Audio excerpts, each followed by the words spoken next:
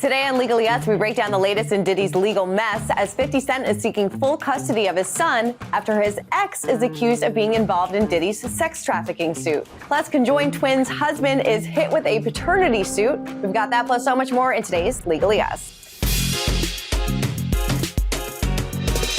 Hey everyone, and welcome to Legally Us. I'm Christina, that's Neama Rahmani, President and CEO of West Coast Trial Lawyers. And Neama, like we said, we're going to be talking about Diddy for quite some time, and, you know, the saga continues. Oh, yeah, such a busy week.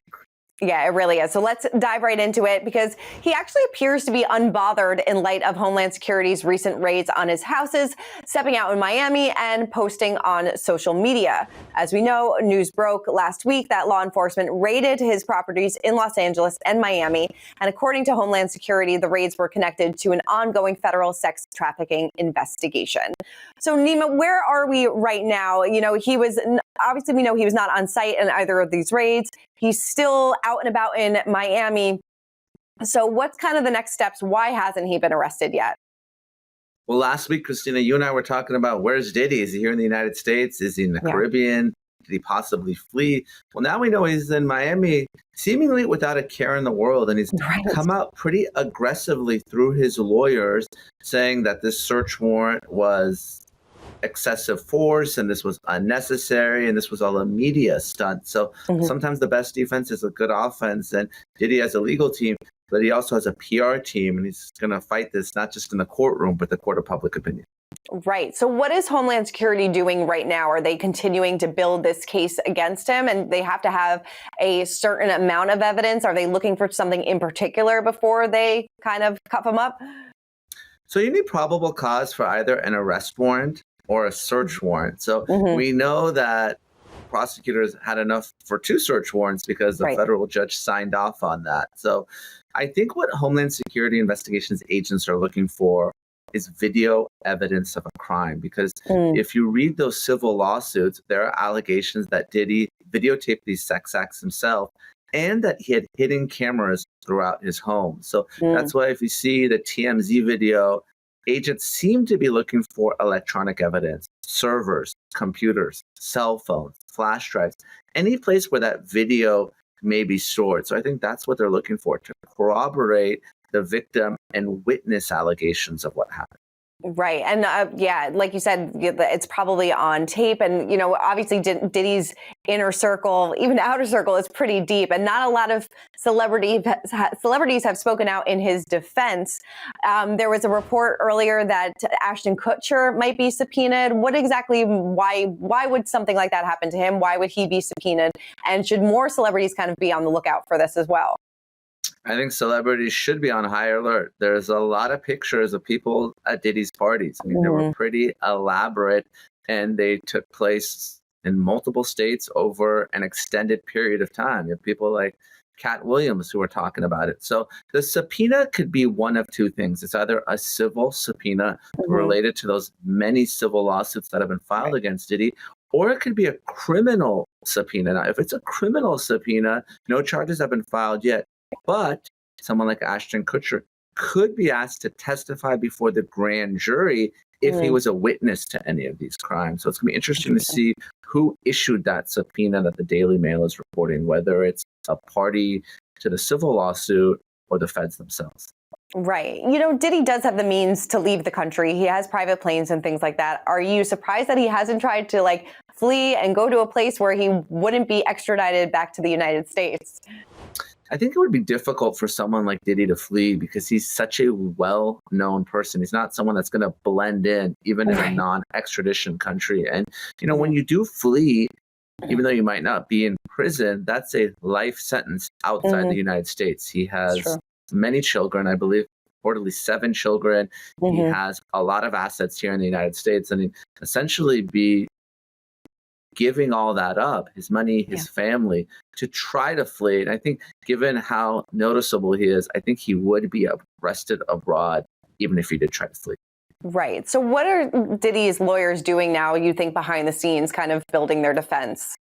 I think they're preparing for a grand jury indictment. I think it's likely about to come down sooner rather than later. I don't think it's a question of will Diddy be charged, but when will he be charged? And they're preparing for the types of charges that have been reported. So obviously sex trafficking, drug trafficking, firearms offenses. So they're probably assembling their legal team and preparing to fight, because I don't think Diddy is going to take any type of deal in this case, nor will one be offered. Right. And I know you said last time that it's probably he's looking about 10 to 15 years minimum in this. Do you still feel like that's the case if this does go to a grand jury?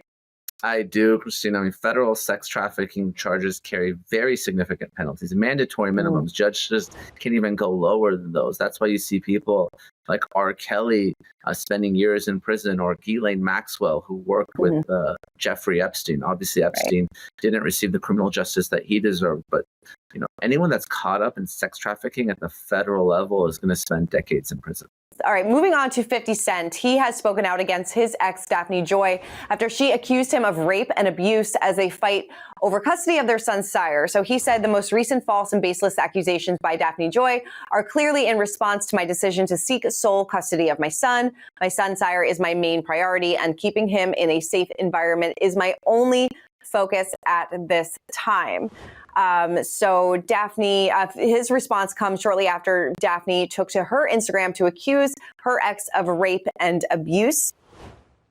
She is involved because her statement comes one day after Us Weekly reported that 50 Cent was seeking the custody of his son because of her alleged involvement in the sex trafficking lawsuit against Diddy. So this kind of all comes together. 50 Cent has been taking some jabs at Diddy on his social media. And then Daphne was named as an alleged sex worker employed by Diddy in the sexual misconduct lawsuit that music producer Rodney Jones filed against Diddy in February. So lots of layers to this one as well. But do you think do you think 50 Cent will get sole custody of his son? I don't think the Diddy case is going to move the needle in the 50 Cent Daphne family law or divorce case. One really doesn't have a whole lot to do with the other. Obviously, 50 Cent and Diddy have a long-standing rivalry, and 50 seems to be taking pleasure in Diddy's legal problems. and of course, 50 accused Daphne of being a sex worker for Diddy. Now, as long as she's an adult, although that might be prostitution, not a very serious offense under state or federal law. And Daphne's allegations are more serious of abuse at the hands of 50 Cent. But I think judges sometimes take these kind of allegations with a grain of salt when people are fighting over custody, because they don't want our criminal justice system to be misused to gain leverage in a family law dispute. But of course, if Daphne can substantiate her allegations, then that may be a reason for her to get full or almost full custody over Sire.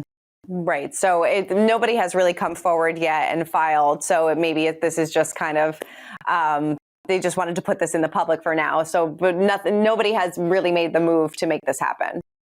Yeah, I don't think it's going to affect the family law case yet. This is just exes who are, throwing allegations out and disparaging statements against one another. And as we know, covering these cases on Legally Us, fortunately, this isn't too uncommon. All right, moving on. So this has become a huge story this week. So conjoined twins Abby Hansel and Brittany Hansel have faced a lot of backlash since going public about Abby's wedding. And now her husband, Josh Bowling, is making headlines of his own. So Us Weekly confirmed on April 1st that Josh's ex-wife, Annika Bowling, filed a paternity suit in October of 2023, questioning whether he's the biological father of one of her children. So Annika and Josh share daughter Isabella, who is 8, whom they welcomed during their 9-year marriage. After the pair split in April of 2019, the exes shared joint custody of their daughter. Annika that later welcomed his second daughter in late 2020, which appears to be the child in question. However, she is a minor, so the paternity suit didn't reveal the child's identity. So Us confirmed that Annika filed documents in Washington County, Minnesota, requesting that Josh and another man named Gavin submit their DNA to determine paternity. The lawsuit was submitted 2 years after military veteran Josh married Abby in a November 2021 wedding. Last month, a genetic test report was filed with the court, according to documents, and there was also a confidential information form submitted on March 7th, but the results were not publicly released. So why would somebody have to go through a paternity suit? And does it seem like this person is refusing to give the paternity suit, and that's why they had to take legal action? Yes, usually if someone refuses to voluntarily submit to a DNA test for paternity, then someone like Annika can go to the court and get an order. So when two people are married and together, there's a presumption that any child that's born is the child of the father. So Right. obviously we're talking about a child here that was born after Josh and Annika split. So I don't know if Josh agreed to take that paternity test or he was unwilling to do so, but Annika apparently had to go to court to get Josh to submit to a paternity test as well as another potential father. So those paternity tests and generally anything involving minors, those records are confidential. They're not public like most court records, so they're sealed. So we won't know who the father is, but usually courts will order a paternity test in these circumstances.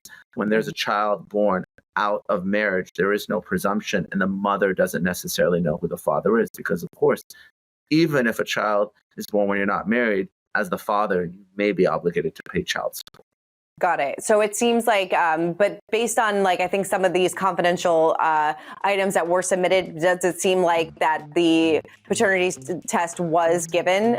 And so, but like you said, we'll just never know. It's likely that the paternity test was ordered and given. We just don't know what the results are. All right. Well, Neama, thank you so much for your expertise and breaking it all down as always. Thanks, Christina. I'll see you next week.